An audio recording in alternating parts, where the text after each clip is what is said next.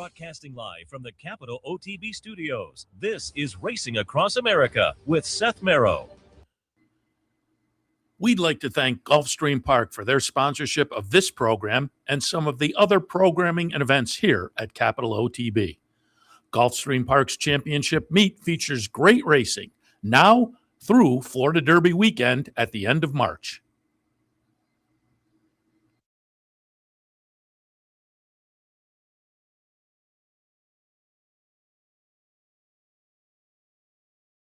Good morning and welcome to Racing Across America on this Sunday morning. I'm Seth Merrow. Still a chilly Sunday morning, still a chilly morning in the Capital District. And that includes much of the rest of the country as well. So again, Aqueduct is off this weekend. They will return midweek.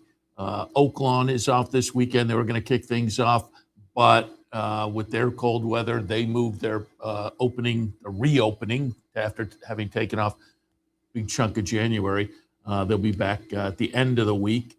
So, again, things are juggled up a little bit. But this afternoon, again, we'll have the two Florida tracks and fairgrounds and whatnot. So there'll be some action today to enjoy. And there was action yesterday at the two Florida tracks. And so we'll take a look at some of the stakes action from yesterday that will play into the various divisions, including some three-year-old performances that were notable, boys and girls, that will play into Derby and Oaks thoughts, at least steps along the trail. We'll hit on those also, but why don't we get right into it? 5 nice stakes at Gulfstream yesterday. We talked about some of them with Brad Cox.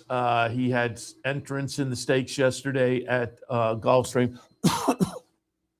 We'll see a nice win by one of his that he talked about on the show. We also had Ron Nicoletti on going over the stakes action. And in the Kitten's Joy, 3-year-olds on the turf. Ron and I both like Alpe Land, and everybody else liked Alpe Land too, as that one went off as the 6-5 choice. Alpe Land is going to be the number 2 horse with John Velasquez and Mark Cassidy. You can see on the outside, it just looks like it doesn't have the momentum. And then you thought maybe gets the momentum right here, but then kind of idles a little bit again when it gets right up to those other horses. And it will be number 5 is 1,000 Sticks. I had that one right underneath. Was also logical, particularly being trained by Brian Lynch. 1,000 Sticks. Brian Lynch has just been so hot. This one came in with a 2-race win streak and looked like if you were looking for an alternative, that was going to be a solid play as an alternative. So Alpe Land, again, a little bit disappointing in that came into the stretch. Alpe Land came in with a 3-race win streak, including the Dania Beach on New Year's Day for Mark Cassidy. And as I say, came into the stretch and you thought, we're moving, then idled a little bit. And I lost my confidence. But as I say, it seemed to maybe the 8th, 16th pole got going again, and it was going to be tight, but then idled again, it looked like, and 1,000 Sticks had to jump by then anyway. So 1,000 Sticks gets it done by a neck over Redland Rebels, a horse I did not use, but we mentioned yesterday when we were talking with Ron, Patrick Biancone has been going well. This is a Biancone runner. Redland Rebels, that was only the 3rd start for that one. Stakes debut off a maiden breaker back in August. So, again, love these 3-year-olds on the turf. So we're kind of kicking off the season and finding out who to watch. I wouldn't give up on Alpe Land. I just think, as I say, maybe still learning the game with only 7 career starts, but has the 3 wins, including a stake. That's going to be a nice one. 1,000 Sticks in only the 5th career start, 3rd win, gets a stakes victory in the stakes debut, and a pretty good second for Redland Rebels. Again, only the 3rd start of the career off a couple of 2-year-old efforts back in July and August. So there was a little bit of a layoff, came back with an improved performance, and another one that probably worth watching as we step forward for the 3-year-olds on the turf. So nice way to kick off the stakes action yesterday down at Gulfstream with 1,000 Sticks getting it done in the Kitten's Joy, Brian Lynch and Mario Gutierrez. Moved on to the Swale. This was 3-year-old action, but again, on these big days, you have the the big 3-year-old race, so to speak, and then you have the 3-year-old sprint, which also nice, and they have their place as the year goes along. I mentioned it a few times yesterday that this early in the season, we'll see if they stick to sprinting or whether they feel like there's the Derby out there. Let's see if we can stretch out, and that will be kind of the question mark for the winner here. Again, I like Solitude Dude. Ron Nicoletti did, and everybody else did as well. As the 1-5 favorite, Solitude Dude, number 6 horse, Irod Ortiz, Safi Joseph, coming off of 2 big wins so far, and continues that with a pretty good-looking win in the Swale yesterday at 7 furlongs. The chart margin is going to be 3 3/4. Number 1, Class President, who I thought was an interesting alternative, only the second start of the career for Todd Pletcher, Windstar and Company. John Velasquez on board that one. Good second. I mean, a well-beaten second, but clear of the third-place finisher, Hammond. And since that was only the second start for Class President, second-place finish, stepping into Stakes Company in the second start of the career. I think Class President could be one to watch going forward, but clearly, Solitude Dude is a very nice horse. It was a 95 buyer, jumping up from a lifetime best of 87 previously for Solitude Dude. That's a solid number, 2-year-old or 3-year-old this time of year. By Yaupon, however, Safi came out of the race saying maybe they aim for the Fountain of Youth. We'll be down there, reminder, that weekend. Check out Capital OTB TV, as we will be in town covering Fountain of Youth action that weekend. So looking forward to, and a lot of the runners today are coming out and pointing for stakes on that weekend. So looking forward to our trip down to Gulfstream. But Safi said maybe they'll take the shot at the Grade 2 Fountain of Youth at the end of February. But they also may stick, they may just, by Yaupon, they may just say, hey, we have a sprinter, let's stick with it. Pretty good sprinter as well. So again, some of the 3-year-old action, we saw some nice 3-year-olds on the turf. There's a nice 3-year-old potential sprinter, and we'll see. I think it was Dave Grenig wrote the article. It might have been Mike Welch. One of them, they both were covering the stakes yesterday for the Daily Racing Form, and one of them wrote the follow-up to this.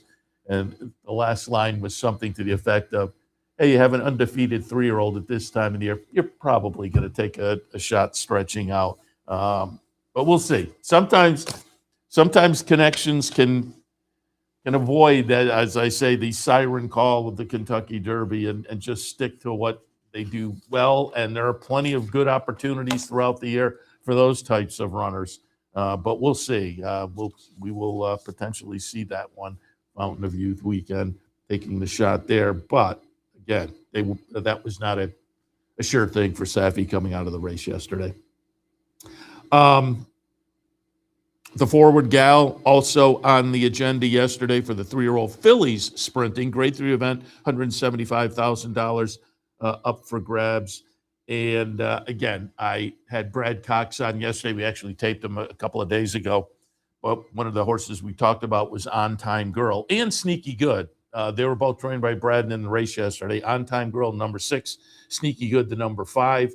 And it will be, you can see them both right there on the outside moving, but you can tell On Time Girl is moving a little bit better and winds up opening up by 3 lengths under the wire. Sneaky Good just couldn't quite get up for second, winds up running third. In between those two is Imperatrice. The horse I had in third. I liked On Time Girl in there. And again, betting public did as well at just about even money, getting it done for career win number 4 in start number 5. The other race was a second and a stake up at Keeneland. Heard Brad yesterday thought maybe a little bit unlucky to be second there. Otherwise, might be undefeated, but still pretty good record. 4 for 5 with a couple of stakes victories now, including the black type Grade 3 Forward Gal yesterday.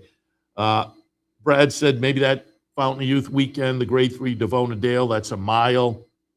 He said yesterday, wasn't sure, how far this horse wanted to go, but the 1-turn mile down at Gulfstream might still, it certainly looked yesterday like it would be within the scope. 82 buyer tied the lifetime best buyer ever win in the Fern Creek to wrap up the 2-year-old season. Always kind of like to see the buyer go forward in that 3-year-old debut. So maybe that's a little bit of a concern going forward, but it was still visually pretty nice looking performance. I won't take anything away there.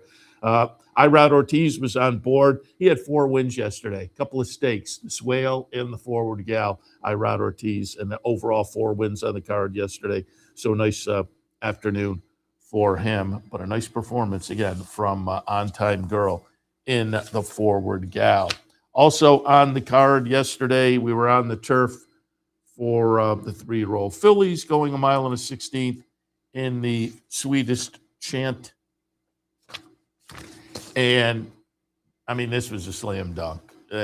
Again, everybody liked Sister Troyan at 1-2, going out for Brian Lynch, Mario Gutierrez on board. Sister Troyan was bringing in a 4-race win streak. The number 8 horse here, who will live up to that. Win number 5 in race number 6. The only loss was the maiden effort, the debut effort. Running second here, number 4, Spicy Princess. Number 3, Brat Pack runs third. They were a little bit over. Spicy Princess, I was 61-1. I was thinking longest price on the board, but no, there was a 65-1 shot, a 72-1 shot, a 94-1 shot. So not quite the longest price on the board, but it's 61-1, a steep price. And with a $3 horse on top, if you like Spicy Princess, you could have wound up with the exact at just under $50 for a couple of bucks with a $3 horse on top. But Sister Troyan looked very, very good again with the 5th win in a row, and that includes 3 stakes now. Won the Wait a While back in November, the Ginger Brew January 3rd, and now puts this one on the resume as well. Brian Lynch wasn't quite sure what the game plan would be for Sister Troyan. Came out of the race saying maybe another Gulfstream race. I mean, clearly has enjoyed her stay at Gulfstream. Now 3 wins at the track at this meet and all stakes races. So it seems like you take your opportunity to continue that. But he said maybe another race at Gulfstream or maybe the Grade 2 Appalachian at Keeneland. That's early in April. So we'll see where we see Sister Troyan next. But certainly on the 3-year-old filly turf side of things, she has been very solid so far. And nice little graded stakes race at Keeneland is certainly something to point for, given what we've seen so far from that one. Finally, down at Gulfstream yesterday, the highlight of the day was the Holy Bull Grade 3 event, $275,000. Had Brad Cox on, and we talked about Cannoneer, and I liked Cannoneer off the 2 starts last year at Churchill. This was the 3-year-old debut, but it was also the first time stretching out for Cannoneer. Right under that one, I put Nearly. To me, those 2 were very playable in the race yesterday. Nearly coming off a maiden breaker 2 starts back that was very good, and then a follow-up non-winners of 1 that was very good as well, and did that with a 97 buyer. So Nearly was going to be – Nearly had already proven himself as a 3-year-old. That optional claiming non-winners of 1 victory with the 97 buyer was on January 2nd. We hadn't seen Cannoneer since November 29th. So Nearly, again, had a little more recency and a little proven ability as a 3-year-old already. Nearly goes off as the second choice, $1.70 to $1. Cannoneer goes off as the 3-2 favorite. You can see Nearly winning it very easy. Number 7 horse Nearly by just about 6 lengths.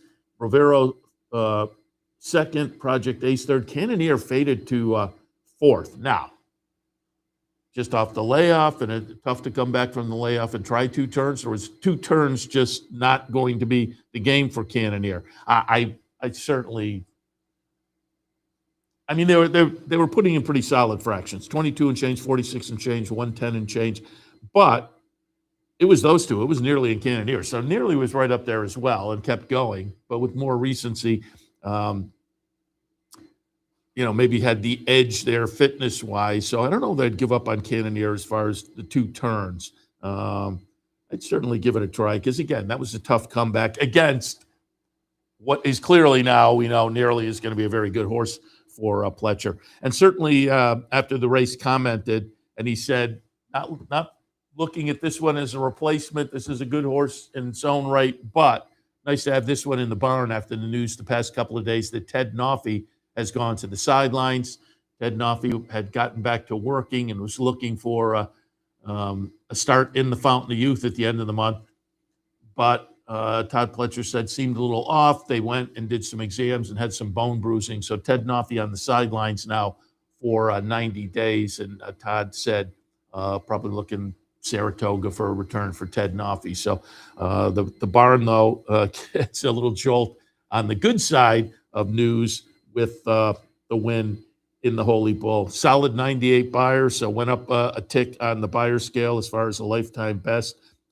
Todd wasn't sure where Nearly would go, but the two big wins leading into the big win yesterday were at Gulfstream. So 3 for 3 at Gulfstream now. And he said, yeah, probably leaning towards the Florida Derby, but wasn't necessarily committed to that. Bravaro, a horse I had down in the third spot. Again, I went Cannoneer over Nearly, and then Bravaro in the third spot. Safi Joseph, New York bred. And so, well beaten second, about 6 lengths back in second, but well clear a third. It was only the third start of the career. First start outside of New York, start outside of New York bred company.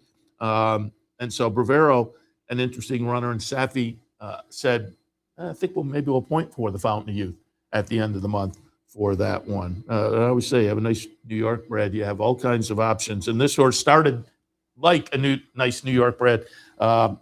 Belmont at Aqueduct in the debut back in September, won the debut effort, and then followed up in the Sleepy Hollow in October, winning that nicely as well. So 2 for 2 against the New York breds, including a nice stakes race, put some money in the bank, and they come to Florida and they try a graded open company and run a pretty good second. So looking forward to potentially seeing that one when we're down there in the Fountain of Youth. But again, 98 Beyer, Nearly stretches out to 2 turns for the first time, steps into the stakes company for the first time, and wins pretty nicely again after a legitimate little battle early. So going to be one that is going to have a little buzz over the next week or so as folks put out their Derby dozens and Derby top 10s and top 20s. You'd have to think Nearly is going to sneak in to a number of those, and deservedly so. All right, that was the East Coast of Florida yesterday. We'll take a quick break. We'll come back and look at the West Coast. A couple of nice stakes at Tampa. A couple of interesting winners on the undercard at Tampa yesterday as well. So we'll take a look at those right after this. Stay tuned. The championship season is on at Gulfstream Park. Great horse racing action Thursday through Sunday. Come out and enjoy the world's best horses, trainers, and jockeys as they compete over the Hallandale Beach Oval all season long. Take your experience up a notch and join us in 10 Palms Restaurant with unbeatable track views, outstanding dining, and convenient wagering options. For reservations, event schedules, tickets, and more, head to GulfstreamPark.com. Think horse racing is too complicated? Think again. And they're off. Every pro was a newbie once. Meet DRF Newbie, the mobile tool loaded with daily racing form data and the power of DRF AI. Get the insights you need fast so you can play smarter and feel more confident. DRF Newbie, horse racing made simple. Try it free today. Visit newbie.drf.com.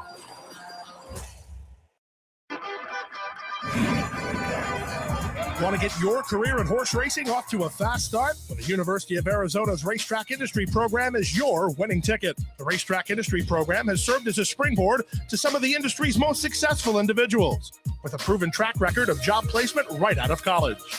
If you want to earn a degree in the exciting horse racing industry, the Racetrack Industry Program can put you in the winner's circle. Welcome back to Racing Across America. Seth Merrow in the studio. Thanks, as always, for joining us. Again, a couple nice stakes yesterday at Tampa and a couple of undercard races that are worth taking a look at because I think the winners will play going forward a little bit as well. But let's start out with the stakes section. A couple of stakes. The Endeavor kicked off the stakes section yesterday, and this one was for 4-year-olds and up, going 1.16 miles on the turf. I was a little bit surprised by the odds. I had Quattro Cento on top. That one was 5-2 on the morning line as the second choice. The favored morning line was number 6, Win for the Money, at 7-5. Tom's Magic, third choice, at 3-1. My top pick, Quattro Cento, actually, though, went off as the favorite, 3-5, and betting public nailed it. You can see wins pretty easily here. Running second was Tom's Magic, who actually went off as the second choice, and Win for the Money, the third choice in here. So 1, 2, 3, the betting public nailed it. I had the winner, the next two I had flip-flop. But again, I was a little bit surprised Win for the Money didn't get the favoritism. Mark Cassie trainee off a decent try at Gulfstream in the previous start. But again, betting public nails it, so can't argue there. Julian Lepereau on board for Fausto Gutierrez, coming over from the east coast of the state. Last race for Quattro Cento was the Fort Lauderdale, ran 6th there. The River City at Churchill ran 6th there. The Turf Mile at Keeneland ran 6th there. Now, you can make the argument those are maybe a little bit saltier group, but coming out of the 3 6th place finishes, again, I was a little bit surprised by the odds. Win for the Money was coming out of a pretty good second at Gulfstream. Tom's Magic hadn't been seen since the Hollywood Derby at Del Mar. Mike Stidham trainee ran a good close-up second in there. Had won one of the Triple Crown races, the Canadian Triple Crown races, when he won the Breeders' back in September. So it was also some talent. I thought it was intriguing that Stidham had this horse over at Fairgrounds and looked at the calendar and said, yeah, let's go take a shot at Tampa. And Tom's Magic, good second in there, well beaten. The winner kind of took him all the way around and opened it up a little bit in the stretch. That was a legit win for the winner. So Quattro Cento gets it done in the Tampa Bay. But all 3 of the runners in there, there was only a neck between second and third. So Tom's Magic and Win for the Money, decent efforts as well. A little bit later on the card at Tampa yesterday, it was the Endeavor. This one for fillies and mares, 4-year-olds and up, going 1.16 miles on the grass. And it seemed like it was raining a little bit there. I'm just seeing if they note that showery. It does say showery. But they were on the grass. It was still listed, I believe, as firm. The winner here is a number 5, Aussie Girl. I had that one just underneath. Or actually, I had that one underneath, but then the top pick scratched. So I wound up running 1-2 in here with Aussie Girl, who again got the move up on the after the scratch of the Shug horse. There was a Shug McGahee horse in there at a price that I thought was interesting, but that one scratched. So again, what wound up to be my top pick was Aussie Girl. Perfectly happy with the 4-1 odds there. Got $10.40 for the Will Walden trainee. Ben Curtis on board. Running second was Candy Quest, and again, I had that one underneath at 7-2. So nice little exact of $48, 47, a little under 48 for a couple of bucks with Aussie Girl over Candy Quest. Favorite in there was El Jafara. That was a horse I had down in the 3rd spot. Chad Brown trainee. It was one of those, I was a little bit surprised by the odds, other than it's Chad Brown. And he's pretty productive when he comes over to Tampa with these turf runners. But this one started the career in France, Al Jafara. And again, that one, as the 2-1 favorite, runs 6th. But started the career over in France. An okay run over there in the second start of the career to break the maiden. That was back in 2024, however. Then came back April last year at Keeneland and won in the first U.S. start. Now was coming back off a long layoff. So, again, I think, you have a Chad Brown runner over there, Michael Dobb, Maticat and company. So, potent connections. I get why the horse took some action, but I was a little bit surprised that one was favored. But again, worked out okay for us as we got a nice little $10.40 price on what, again, we scratched into as the top pick, Aussie Girl, getting it done in the Tampa Bay. And again, you can see the raindrops on the camera as they went by. We'll have to see what conditions are at Tampa today because, as I say, at that point, the track was still listed as firm. It seemed, I was in here doing the handicapping show and I was watching all day, and it was overcast most of the day, and it didn't seem like, it didn't look on the video picture like it was doing anything up until about the time they were in the paddock for that final race. So it will depend on how much that continued and whatnot, how it will play into today. But again, if you're playing some Tampa today, again, with some of the tracks that are canceled, Tampa, Gulfstream, the fairgrounds, all getting maybe a little bit extra action. Yeah, good for them. They're putting out some nice racing and gives us all alternatives. If normally you do look at a little Aqueduct or you're looking forward to Oaklawn this weekend, still plenty of good racing to concentrate on. And again, part of that was yesterday on the undercard at Tampa as well. They had a 6.5 furlong maiden special event for 3-year-old fillies. And I like Current Yield. I didn't love Current Yield, but I was just looking at the rest of the field, and I thought, a little bit of breeding there. And this one was Chad and Klarovich. So first-time starter in that 6th maiden special at Tampa yesterday. And she looked good. You can see here, we're picking it up going into the far turn. Current Yield is the one horse here. And that's a tough position to be in. You're there, and you're right up, pushing the lead. And at the top of the stretch, I thought, no way. Like I said, Current Yield was my top pick, so I was kind of watching. And right here, I thought, they're going to swamp on by her. But she cuts the corner and opens up a little bit and then continues on. This was a good-looking debut for Current Yield. So this will be one to watch. I haven't seen a number yet. That'll be a little bit interesting to pick up. But does get it done. Running second is Sorkin. Nice late run. The number 6 horse. Maybe that's another. That was a firster from Safi. That may be one to watch going forward as well. Sorkin had Katie Davis on board. Current Yield, the winner was Sammy Camacho, perennially one of the leading riders down there. So nice team over at Tampa when they team up and got it done with Current Yield. Again, that was a nice run on the undercard. And there was one more I wanted to look at on the undercard as well. Current Yield was a first-time starter worth watching, but a little bit later on in an optional claim or non-winners of one other than, we had the return of Disruptor. Disruptor started the career just about this time last year down at Gulfstream, ran 3rd in that race, came back in March and was a very big winner with a nice 92 buyer in the second start of the career.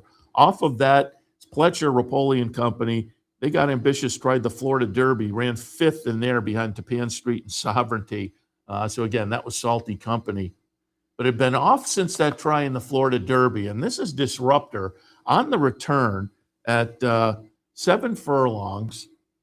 It's a pretty good looking return. For a horse that showed some promise, they elect to come over and, just take a little pop to get going at Tampa, and it proves out to be fruitful. Rajiv Marah was on board again for Todd Pletcher, Mike Rapoli and Company, Spendthrift also in the mix. So a layoff from March of last year, a 5th in the Florida Derby with a horse that had shown plenty of promise. Again, I haven't seen a number on that race, but visually it looked like a nice return. So Disruptor may be one that's going to be fun to watch in the handicap division as we go forward. Very intrigued to see what I was going to say what they do next with Disruptor, with both of those, Current Yield and Disruptor. So a couple of nice runs on the undercard from horses at Tampa yesterday, as well as the stakes action. So there was your stakes action and more yesterday from Florida, East and West Coast. Excuse me. We'll take a break.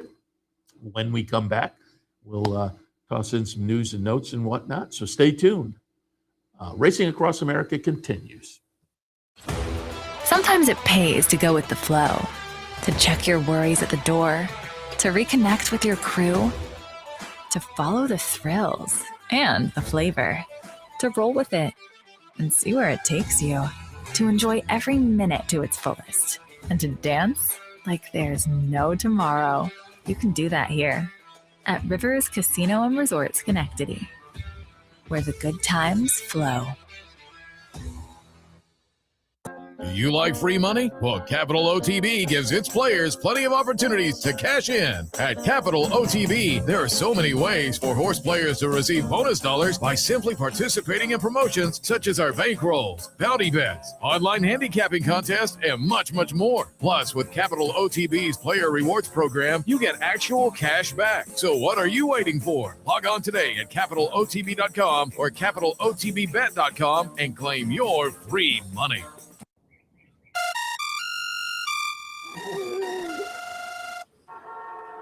Come on.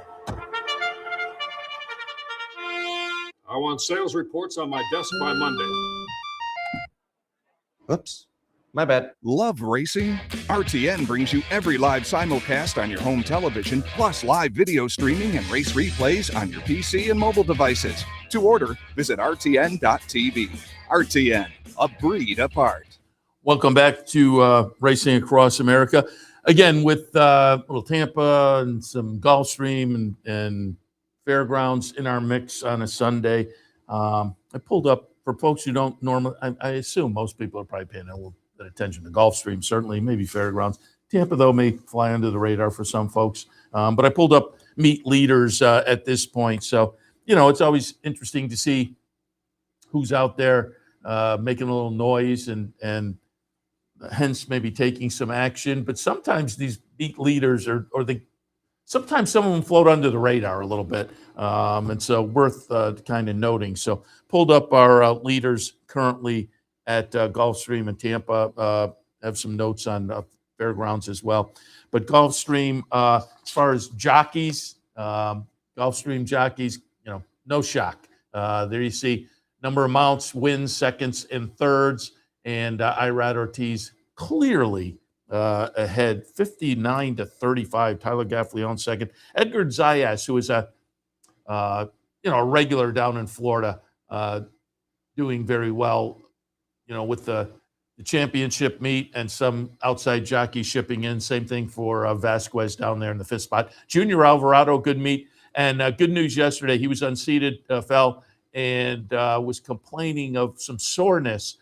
But Mike Welch had tweeted out, potentially back today. If not back today, he'll be back on Thursday, certainly. But it was good news that Junior was all right after having the spill yesterday. But again, he's having a very nice meet. David Egan is sitting down in sixth. Don't ignore him. Javier Castellano seventh. John Velasquez third. Javier Castellano seventh. John Velasquez in the eighth place, but in the top 10. But again, Irad clearly in the lead there. No surprise. And that is affected. There is the Irad Ortiz tax. When you go to bet one of his horses, they typically take a little extra money, unfortunately, but deservedly so, given how well he is riding. On the trainer side of things,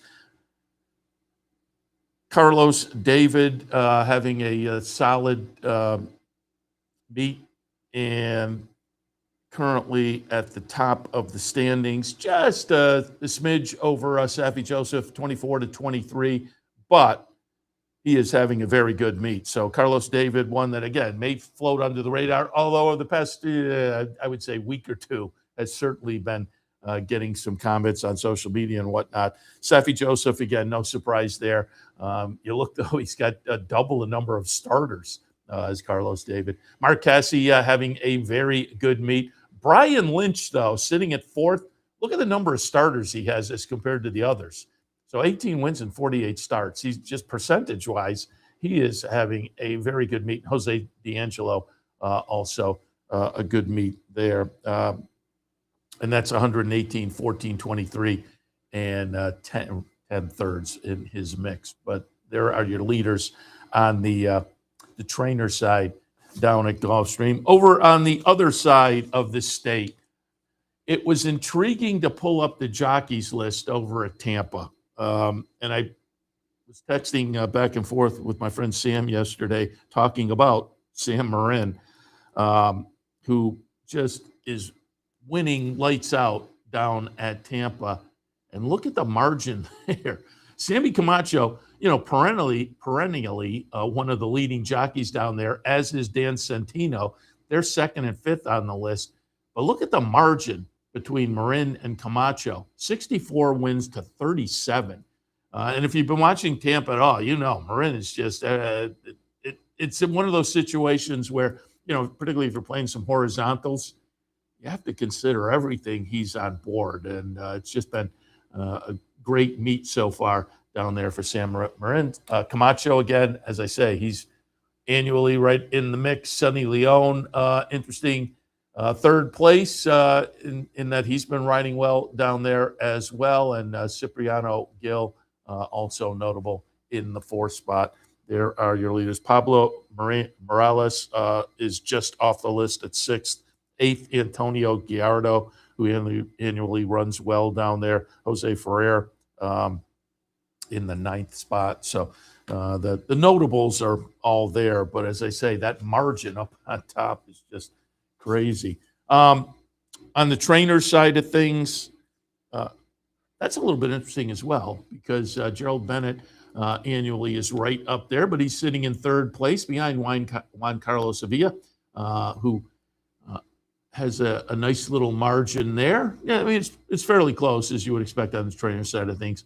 Arriagada, three behind the leader, and three behind that is Gerald Bennett. The interesting name here is Kathleen O'Connell, who was very cool the start of the meet. The meet started on November 19th, and I don't think she had a win at the meet in November or December. She started racking up wins just after the first of the year, and now she's sitting fourth. And she annually does very well down there also. But she has put all those wins together just since the first of the year down there at Tampa. So she's been on a little bit of a run since we turned the calendar page from 2025 to 2026. And Michael Simone also going well, tied in that fourth position with Kathleen O'Connell. Sitting just off the list in sixth and seventh, it's Miguel Clement and Greg Sacco. Joe Orsino down in the eighth place. My man Mike Deeney, number 9 currently. So, again, some notable names to keep in mind as you're handicapping down at Tampa. I didn't put together any graphics, but just to give you an update on jockeys and trainers at fairgrounds, take a guess. Go ahead, take a guess who's the leader amongst the jockeys at the fairgrounds. I would think most people will get it right if you watch the fairgrounds at all. It is Jose Ortiz. And also, you may be able to guess second, a new name down at the fairgrounds. If you've been watching a little, Paco Lopez. So no surprises there. Jose Ortiz leads the jockeys down at the fairgrounds, 45 wins. Paco Lopez with 40.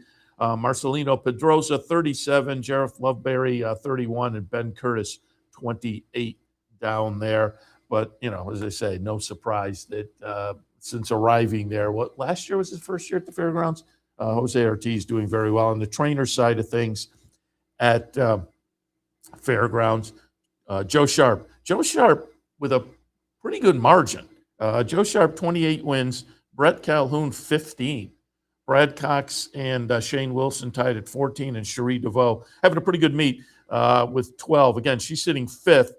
Joe Sharp with 28 wins, Cherie DeVoe with 12, but Joe Sharp has 117 starts, Cherie DeVoe 57. So she's having a pretty good meet down there. In the sixth place, Steve Asmussen, Brendan Walsh in eighth. So again, there's your breakdown for trainers and jocks at the fairgrounds, giving you a little idea of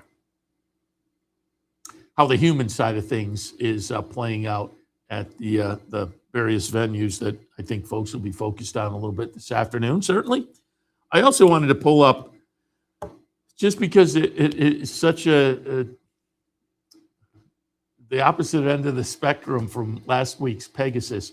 Pegasus, I liked it last week. They had the mandatory pay for the Rainbow Six on Pegasus Day. A lot of times on the big weekends, they'll have the big day, and then they'll do the mandatory on Sunday, which is an interesting idea, to keep people plugged in the day after, so to speak. But I liked last week that they had the Rainbow mandatory on the big day. And the trouble with that was it was a tough sequence, and it played out that way. I want to say for 20 cents, and it wound up with Skippy Longstocking in the Pegasus. I think 20 cents paid $71,000 for 20 cents, $71,000. As I say, opposite end of the spectrum yesterday. And I will read off the results in yesterday's Rainbow. And if you haven't looked, you can guess as I go through what the payoff was for 20 cents yesterday. And again, last week it was $71,000. Last Saturday, $71,000 for 20 cents. Yesterday, kicked off in race number 7. Durand won for Chad Brown. 9-5 favorite in a field of 9, paid $5.60. So $5.60 in the 7th. 8th race was Solitude Dude. Went off at 20 cents to the dollar as the favorite in a field of 6, paid $2.40. Tablingo for Brian Lynch wins as the $1.30 to $1 favorite in a field of 10, $4.60. On Time Girl wins $1.10 to $1 favorite of field of 8, $4.20. And Sister Toyen, another big favorite, 50 cents to the dollar in a field of 10, paid $3. And then Nearly wins as the second choice. So we had 5 favorites, and the second choice in the Holy Bull to wrap up the card paid $5.40. So here's your payoffs in the Rainbow races: $5.60, $2.40, $4.60, $4.20, $3, and $5.40. Your guess as to what 20 cents got you yesterday in the Rainbow? $37.16. That had to be disappointing to play the Rainbow and walk away with $37. Understandable. I mean, it played out completely logically. And so I'm sure people had tickets where they spread, but you put the favorites in each or most of the races. So in case you got the big price somewhere along the way, you were going to get paid. And you did wind up getting paid with all the favorites, but not, as I say, compared to last weekend with the $71,000. It was a different side of the coin yesterday with the short prices. But again, as we said, when we looked at some of the races, there were opportunities vertically to kind of play around and maybe wind up with the Holy Bull itself. Nearly wins at $5.40, but Bavaro, the nice New York bred, runs second at 5-1. Got $28 for the exacta there. So there were some opportunities certainly to play around, but the Rainbow yesterday, a little bit light, given the way things kind of, as I say, played out very logically throughout the sequence, and a little bit different than last week, where you walked away. If you walked away, and I hope somebody in our audience did walk away with that 70-some thousand last week. All right, we'll take a break. When we come back, maybe do a little handicapping for this afternoon and wrap things up for Sunday's racing across America. Stay tuned.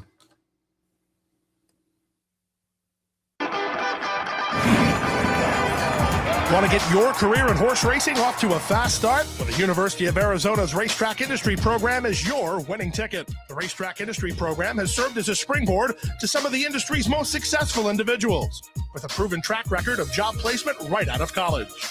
If you want to earn a degree in the exciting horse racing industry, the Racetrack Industry Program can put you in the winner's circle.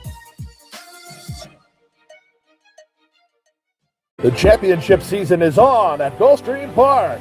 Great horse racing action Thursday through Sunday. Come out and enjoy the world's best horses, trainers, and jockeys as they compete over the Hallandale Beach Oval all season long. Take your experience up a notch and join us in 10 Palms Restaurant with unbeatable track views, outstanding dining, and convenient wagering options. For reservations, event schedules, tickets, and more, head to GulfstreamPark.com.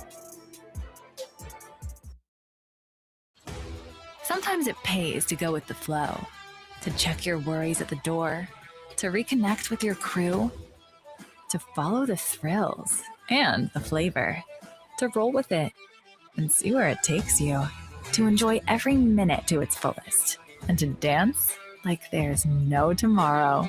You can do that here at Rivers Casino and Resort Schenectady, where the good times flow. Welcome back. I noted earlier, again, there was a little bit of rain at the end of the day yesterday, so we're checking. But I pulled up scratches and changes, early scratches and changes at Tampa. These came out at after 9 o'clock this morning. Listed as fast and firm at that point. The weather conditions, cloudy, temperature 36 for Tampa. The whole east side of the country has been gripped by the cool temperatures. 36 in the morning, though. I'm sure it'll get a little more comfortable as we move into the afternoon. But upside is, at this point, they're listed as firm. But those are 9 o'clock updates. So, check as we get closer to post time. And again, I pulled up scratches, and there's some early scratches listed, but these are early. I'm sure there will be another round of scratches to take a look at. But I thought we'll take a little roll through the late pick four at Tampa this afternoon, starting with race number 6, $10,000 claimers going 3/4 of a mile. And in the 6th race here on the first day of February, that makes tomorrow Groundhog Day tomorrow. So we'll see what Puxatawny Phil predicts hopefully he predicts at least something warmer. But in the 6th of Tampa, 8, 6, 3, and 7, going to put Riding a Dream on top. We mentioned trainer Arriagada having a very good meet, and this was one of those. Nice win back in December for this one. There was a voided claim, but they come back for they goose up the claiming price a little bit off of that win as the 4-5 favorite, likely to be the favorite again today with Sammy Camacho sticking on board. I'll use Riding a Dream on top. Second slot, we'll go with Elusive Dioro. Nice win at Tampa as well. Also against a little bit lesser, one at the bottom level of 6,250. Sonny Leone was on, and as I mentioned, he's sitting in the top 5, back on board again today. They move up a little bit. I looking at this horse's resume going back, and this horse, I'm just kind of picking up on this. This horse is making and again, the meet started back in November. This horse is making the 9th start of the meet. Kicked off the meet, came down from a start in New York in October, middle of November, raced at Tampa, early December, mid-December, late December had starts, early January, mid-January, late January. So this is a workhorse here, but does come in off a nice effort last time. Seems very playable again.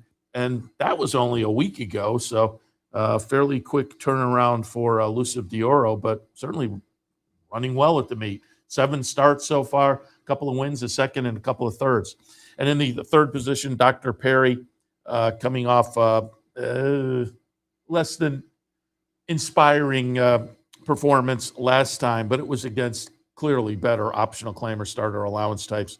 Gets back down into the open claiming ranks and lowish level. I think we'll play along with this group all right. 6th race at Tampa, 8, 6, 3, and 7. 7th race at Tampa is scheduled for the grass. And again, as they say, they're listing at this point still firm. So 9, 7, and 1, we'll put Lying by Omission on top. Chad Brown ships over from his Payson Park base. Last couple of races for this one, November up in New York, Belmont at Aqueduct, a 4th. Following that, Gulfstream, a 5th. But there were 2 races at Tampa last year that were a 2nd and a win. So I think the return to Tampa, 3rd start back off a big midseason layoff last year. I think the whole setup says Lying by Omission should be in a good spot this afternoon. Accent in the 2nd spot. It's another Chad Brown. So I'm looking for the Chad exacta in here. This one not seen since April at Tampa in the career debut, which was a win. Chad Brown typically will have him ready off of a layoff. So I think a player, given what we saw in the career debut, a little bit of talent here. We'll see if that holds up. But as I say, I expect a decent run. Latouche in here in the third spot for me. Not seen since early September at Colonial, but I think is going to class up just fine with this bunch.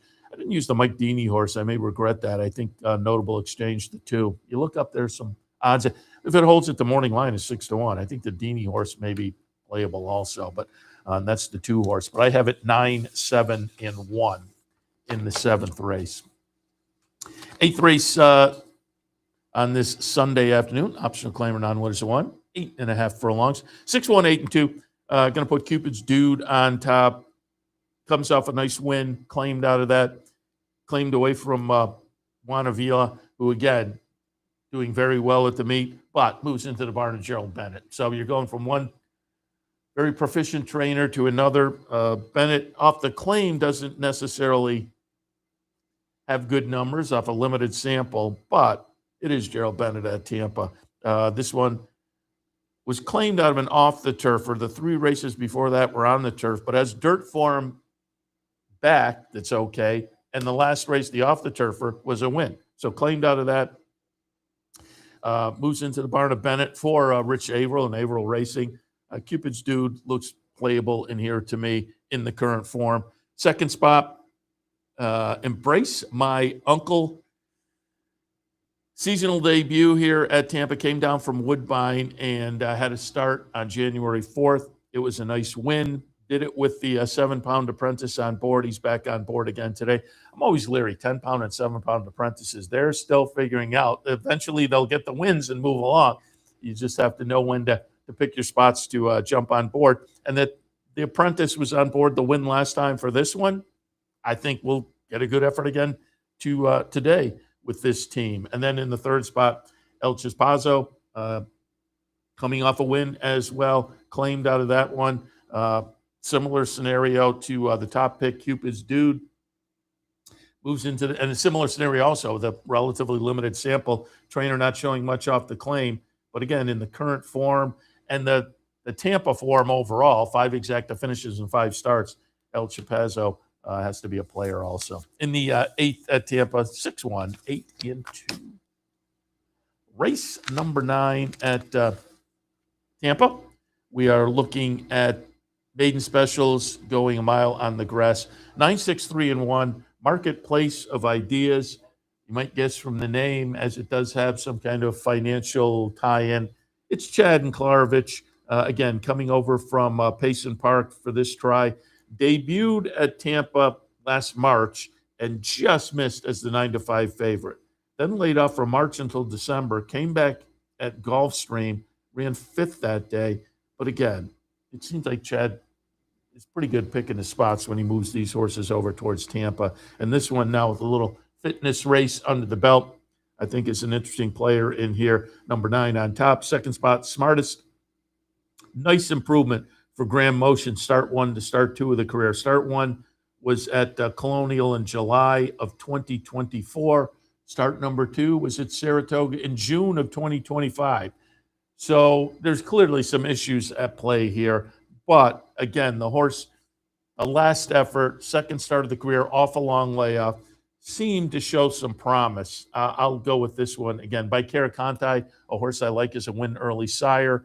I think Smartest is playable. And then Pop Art in the third spot for Tommy Proctor, coming in off a couple of good and improving efforts so far at Tampa. So in the 9th and final at Tampa on Sunday afternoon, 9, 6, 3, and 1. All right.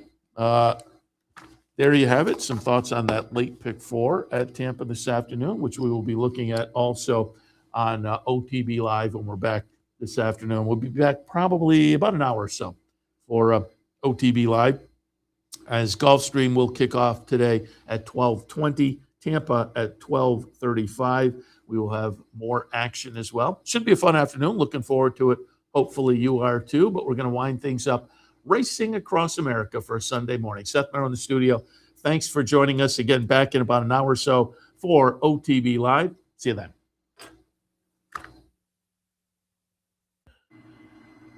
We'd like to thank Gulfstream Park for their sponsorship of this program and some of the other programming and events here at Capital OTB. Gulfstream Park's championship meet features great racing, now through Florida Derby weekend at the end of March. You're watching OTB TV, a service of Capital Offtrack Betting.